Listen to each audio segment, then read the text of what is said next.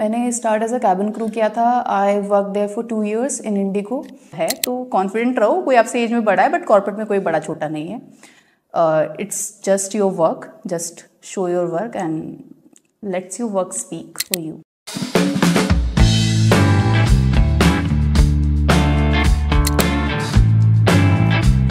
I started as a cabin crew like air hostess, आप उसको air hostess भी बोल सकते हो। है तो कॉन्फिडेंट रहो, कोई आपसे एज में बड़ा है बट कॉर्पोरेट में कोई बड़ा छोटा नहीं है। It's just your work, just show your work and let's your work speak for you. मैंने start as a cabin crew किया था। I work there for 2 years in Indigo.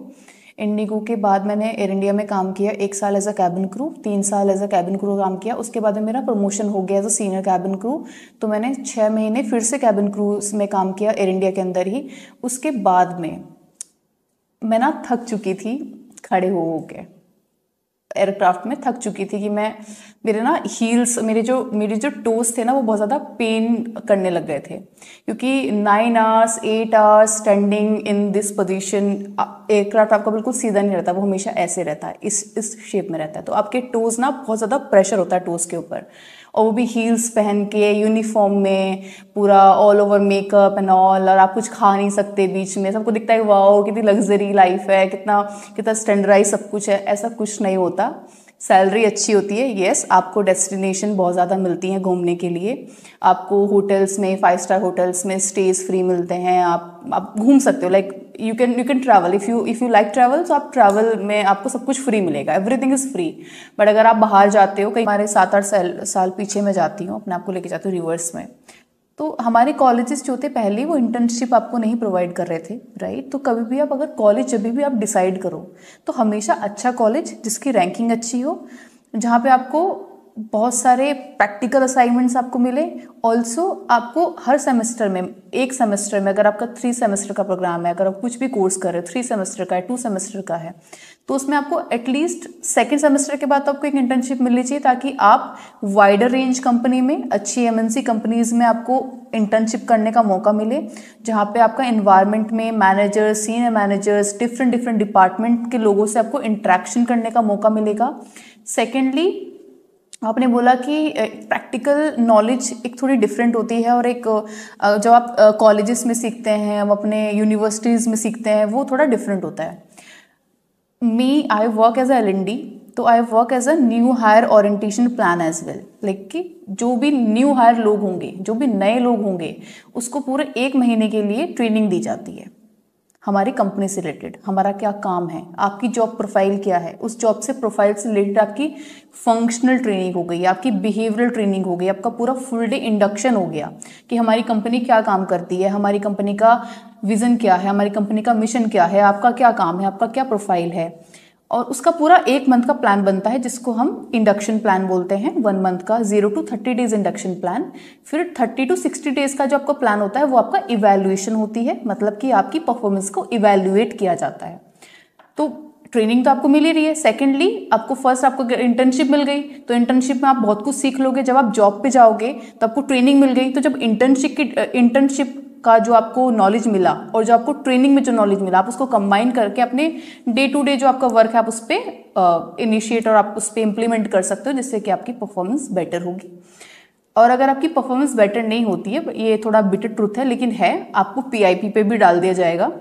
तो परफॉर्मेंस इम्प्रूवमेंट प्लान, जो PIP का full form है, तो performance improvement plan पे डलने से बेटर ये है कि आप ऐसे कॉलेज में जाओ जहाँ पे आपको इंटर्नशिप करने का मौका मिले। सेकेंडली, अगर आपको पेड ट्रेनिंग दी जा रही है किसी भी कॉर्पोरेट ऑफिस में, किसी भी कंपनी में, वैसे तो every MNC they gives 1 month paid training to employ, मतलब उनको पेड ट्रेनिंग मिलती है, पैसे मिलेंगे आपको, सैलरी पूरी मिलेगी, लेकिन आपको सिखाने के लिए, ताकि आप उनका जो प्रोफाइल पे उन्होंने आपको हायर किया है आप उस पर अच्छे से परफॉर्म कर पाओ, अच्छे से फिट हो पाओ। तो ये है जो कि आपको मिलेगा ही मिलेगा एवरी कंपनी में, और आप इंटर्नशिप का ध्यान रखो। सेकेंडली, आपको ट्रेनिंग जो मिलेगी उस पर अपना फोकस करो। जैसे अभी आपने बताया कि आपने केबिन क्रू में भी काम करा है और LND में आप काम कर रहे हो, तो दोनों चीज़ें में डिफरेंस क्या है? मैं which one is better in your views की, क्योंकि केबिन क्रू में भी काम अलग तरीके का होता होगा और LND में आपको ट्रेनिंग वगैरह का देखना पड़ता है, तो दोनों चीज़ें में काम क्या क्या किए आप दोनों का एक्सपीरियंस हमसे मिलेंगे, आपसे मिलेंगे हमको। कैबिन क्रू में जो वर्क होता है उसमें आपका कोई वर्क लाइफ बैलेंस नहीं बचता। वर्क लाइफ बैलेंस मतलब आपको 24/7 you need to be available. आपकी फ्लाइट कभी अर्ली इन द मॉर्निंग, कभी मिडनाइट, कभी आपकी इवनिंग नाइट, कभी आपकी लेट नाइट, कभी दोपहर में, तो आपका वर्क लाइफ बैलेंस तो कहीं बचता ही नहीं है। अगर आप फैमिली वाले इंसान हो, या फिर अगर आप इन लॉज के साथ रहते हो, या फिर आपकी फैमिली है, या फिर आपके कुछ बच्चे हैं, तो आप तो ये वाला वर्क लाइफ शेड्यूल कभी भी प्रेफर नहीं करोगे। और एज अ ह्यूमन अगर मैं अपनी बात करूँ तो मैं भी यार, मैं चाहूँगी कि मैं सुबह जाऊँ और शाम तक मैं फ्री हो जाऊँ, और अपना शाम के बाद अपनी फैमिली को देखूँ, या फिर अपने फ्रेंड्स के साथ टाइम स्पेंड करूँ, या फिर अपना सोऊं, या फिर मेरा कुछ भी जो पर्सनल प्रेफरेंसेस है, मे बी मैं बुक रीड करूँ, मे बी मैं पूजा करूँ, कुछ भी करूँ, या खाना खाऊँ, खाना बनाऊँ, कुछ भी। बट आप एज अ कैबिन क्रू आपका वर्क लाइफ बैलेंस ज़ीरो होता है, जो कि मोस्टली लड़कियों को पसंद नहीं है, बट फिर भी लोग कैबिन क्रू को ज़्यादा प्रेफरेंसेस देते हैं, बिकॉज ऑफ कि उसमें ट्रैवल बहुत ज़्यादा है। ट्रैवल जो वो एक्सटेंसिव ट्रैवल उसमें इंक्लूडेड है, like national and international both. But international travel जो प्रोवाइड करती है, जो एयरलाइन प्रोवाइड करती है, वो सिर्फ एयर इंडिया प्रोवाइड करती है, अदर एयरलाइंस नहीं करती है। वो सिर्फ आपको डोमेस्टिक ट्रैवल्स ही देते हैं। तो एक ना हाइप बना हुआ है कि कैबिन क्रू किसी भी एयरलाइन में है तो उसको इंटरनेशनल ट्रैवल मिलते होंगे। नो, अगर आप इंडिगो में हो तो इंडिगो में आपको मोस्टली जो फ्लाइट्स मिलेंगी वो आपको सिर्फ इंडिया के सेक्टर्स, जो भी सेक्टर्स होते हैं, जैसे कि दिल्ली टू हैदराबाद एक सेक्टर हो गया, हैदराबाद टू दिल्ली 2 सेक्टर हो गए, तो आपको 4 सेक्टर दिन में करने ही होते हैं। और आपको अगर कोई इंटरनेशनल फ्लाइट मिलेगी भी तो आपको दुबई की फ्लाइट मिल जाएगी, या फिर आपको आबू धाबी की फ्लाइट मिल जाएगी, दैट्स इट। आपको कोई इंटरनेशनल फ्लाइट वहाँ से नहीं मिलेगी। अभी तो मैम जैसे आपने बताया कि ये सारी बातें तो हो गई है केबिन क्रू की, but you are in L&D right now. तो एलएनडी में मैम काम क्या क्या है आपका, और कैसे उस पोजीशन पे जाया जा सकता है? अब कोई डायरेक्टली जाना चाहता है बिना प्रमोशन के, जस्ट लाइक डायरेक्टली अप्लाई कर सकता है, तो वो कैसे जाया जाएगा वहाँ पे, और कौन कौन से कोर्सेज करने पड़ेंगे, इसके थोड़े बहुत बेनिफिट और पे स्केल वगैरह जितनी भी होंगी वो सारी बताइए। एलएनडी के जो बेनिफिट्स हैं और जो एरियाज़ हैं जहाँ पे आपको बेनिफिट आपको दिखेंगे एज एम्प्लॉय, एलएनडी में lot of learning you will get, क्योंकि एलएनडी इज़ लर्निंग। तो आप लर्निंग किसी को दे रहे हो तो उससे आप खुद भी सीखते हो।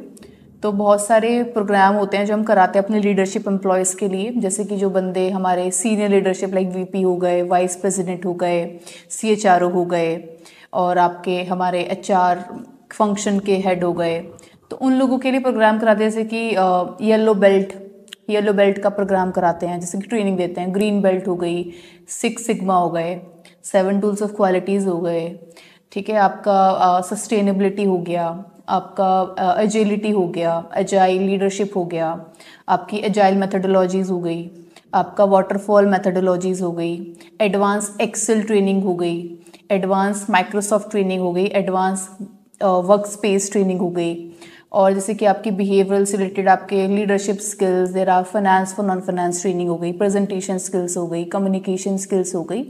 तो ये सब जो ट्रेनिंग्स हैं हम उनको देते हैं। और जैसे मैंने आपको बताया कि येलो बेल्ट और ग्रीन बेल्ट और जैसे कि एजाइल मेथडोलॉजीज, ये कोर्सेज जो होते हैं ना, ट्रेनिंग, ये खुद में एक बहुत महंगे कोर्सेज होते हैं जिनकी कॉस्ट अराउंड 2 लाख 3 लाख लगती है अगर आप कहीं बाहर से करोगे तो। लेकिन कंपनी आपको खुद से करा रही है, मतलब एलएनडी से आपको ग्रो करने के लिए, ऑर्गेनाइजेशन के अंदर ग्रो करने के लिए आपको फ्री में कोर्स करा रही हैं। तो बहुत सारे बेनिफिट हैं एलएनडी के अंदर। सेकेंडली, अगर आप किसी भी कॉर्पोरेट में जाते हो बीइंग एन एलएनडी, और जो मेरा काम है वो है कॉम्पिटेंसी डिफाइन करना, हर डिपार्टमेंट की, हर पोजीशन की कॉम्पिटेंसी डिफाइन करना। कॉम्पिटेंसी मतलब कि कोई भी जॉब रोल है उसको परफॉर्म करने के लिए जो एक इंसान के अंदर जो स्किल्स होनी चाहिए, जो बिहेवियर होना चाहिए और जो एटीट्यूड होना चाहिए, it's a combo of competencies. मतलब एक जॉब रोल को परफॉर्म करने के लिए क्या स्किल्स चाहिए, क्या बिहेवियर होना चाहिए और क्या उसका एटीट्यूड होना चाहिए। अगर उस बंदे के अंदर वो चीज़ें कैसे डिफाइन करनी है, मान लो बिहेवियरल में मुझे चाहिए कि अगर मैं एलएनडी में हूँ तो मेरी कम्युनिकेशन बहुत अच्छी होनी चाहिए, अगर मैं एलएनडी में हूँ तो मेरा प्रेजेंटेशन स्किल्स बहुत अच्छी होनी चाहिए क्योंकि मैं प्रेजेंट करूँगी ट्रेनिंग्स को, और मेरे अंदर एक्सेल की नॉलेज बहुत अच्छी होनी चाहिए, मुझे एलएमएस बहुत अच्छे से आना चाहिए, ये मेरी स्किल्स हो गई। और मेरा बिहेवियर कितना अच्छा होना चाहिए, मेरे अंदर कन्विंसिंग पावर होनी चाहिए, मेरे अंदर लीडरशिप स्किल्स होनी चाहिए, मेरे अंदर कोलैबोरेशन स्किल्स होनी चाहिए ताकि मैं कोलैबोरेट कर पाऊँ, इंगेजमेंट स्किल्स होनी चाहिए ताकि मैं पूरे, अगर ग्रुप ऑफ पीपल बैठे हुए हैं किसी ट्रेनिंग के अंदर तो उसको मैं इंगेज कर पाऊँ, राइट। क्योंकि हम एक ट्रेनिंग दे रहे हैं यार, कोई आप एक कॉर्पोरेट में काम कर रहे हो, कॉर्पोरेट में आप किसी को बांध के नहीं पढ़ा सकते, तुमको पढ़ाना ही पड़ेगा, नहीं, आप उनको इंगेज करोगे, मतलब एक इंगेजमेंट प्लान उनके लिए बनाओगे, ताकि there are such activities like polling questions हो गए, आपके क्विजेस हो गए, आपकी सम लाइक ग्रुप डिस्कशन हो गया, आपका सम सोशल एक्टिविटी हो गई, है ना। तो 4 ग्रुप में हम डिवाइड कर देंगे ताकि लोग इंगेज रहें।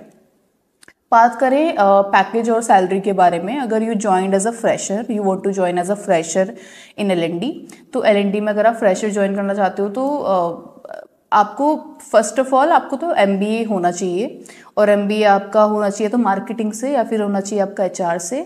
एचआर में आप एलएनडी को भी चूज़ कर सकते हो, क्योंकि human resource is a part of LND.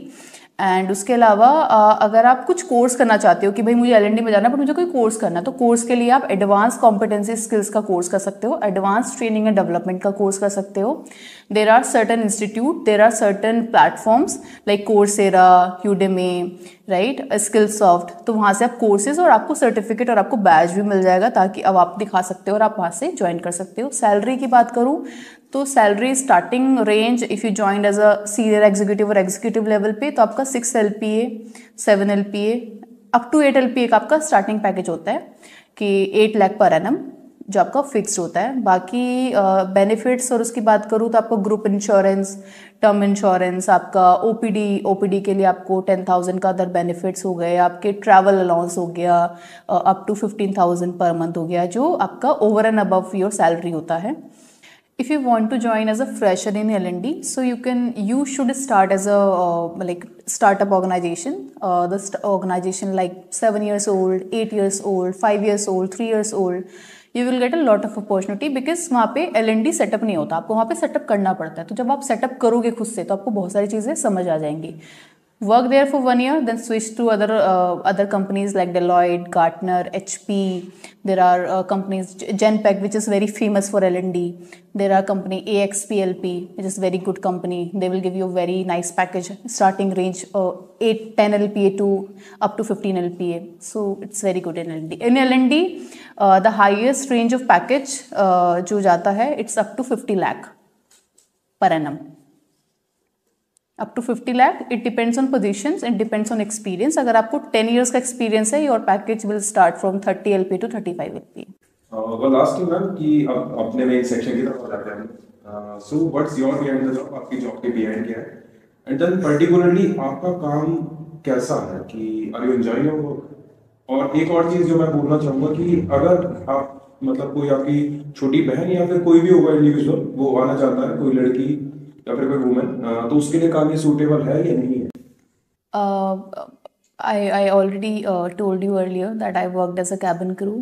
I did not enjoy it, but as in L&D, yes, I am enjoying my work. I love my work, क्योंकि मेरा वर्क लाइफ बैलेंस बहुत ज़्यादा बैलेंस्ड है, 100% balanced है। मैं सुबह जाती हूँ 10 AM और 11 AM, इट्स फ्लेक्सिबल। 11 जाती हूँ, 5 साढ़े 5 तक वापस आ जाती हूँ घर पे। सैटरडे संडे मेरा ऑफ रहता है, ठीक है। 3 लीव्स मेरे को मंथ में मिलती है, जिसके अलावा मेरे 8 वीक ऑफ्स होते हैं। तो 8 और 3 मिला के आपको 11 दिन की तो छुट्टी हो गई।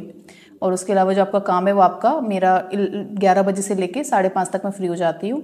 और मेरे को ऑफिस की कैब्स भी मिलती हैं, तो मेरे को pick and drop facility available है। मेरी जॉब गुड़गांव में है। हाँ, गुड़गांव थोड़ा एक्सपेंसिव है, लेकिन अगर आप अच्छे पैकेज पे हो, अच्छी कंपनी में हो और अच्छे डिपार्टमेंट में हो, तो yes, you can survive, you can save also. And as a woman, L&D is the best department for you. HR is the best department for you, क्योंकि HR की ना पॉलिसीज़ बहुत ज़्यादा स्ट्रिक्ट होती हैं, जो कि वुमेंस को लेके बहुत ज़्यादा अट्रैक्ट करती हैं। तो आप काम भी इंजॉय करोगे ऑल्सो। अगर मेरी कोई छोटी सिस्टर होगी या मेरी बड़ी बहन भी होगी या फिर मेरे कोई भी कलीग्स होंगे या फिर मेरे कोई भी रिलेटिव्स होंगे जो आना चाहेंगे L&D में, definitely I will help them to get ensure to get a job in L&D।